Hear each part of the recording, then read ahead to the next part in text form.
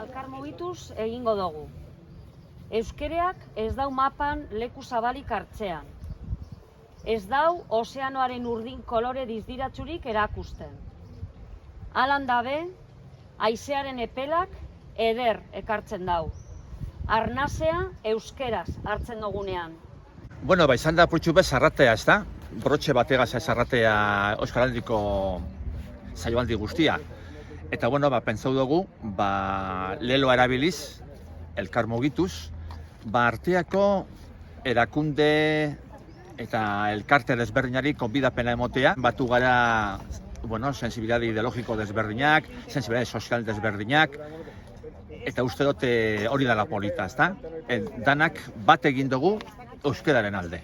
Arteako herri txikitxo bateko, dekosteko zen aukerak egiteko, ezta? Baina, egin dugu, zirkue planteatu dugu, euskara kantaldia, argazkiak lehengo gunean, gaurko ekitaldia zarteko brotxea, eta uste dute jenten erantzuna izan da oso positiboa, ekintza desberdinetan. Eta hori da eskertzekoa udaletxen partetik eta baita bereziki euskararen partetik, ezta? Txapak agortu dire, hori seinale ona da, ezta? Eta, espero dugun, euskararen ganako dagoen sensibilitatea edo samurtasuna izatea egunerokoa, ezta? Hori espero dugu.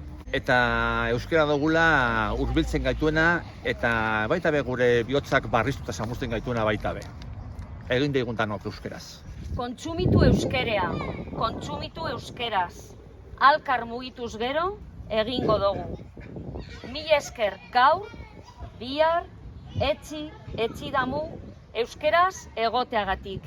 Euskereagaz egoteagatik. Euskeraz izateagatik. Mila esker gaur hemen egoteagatik.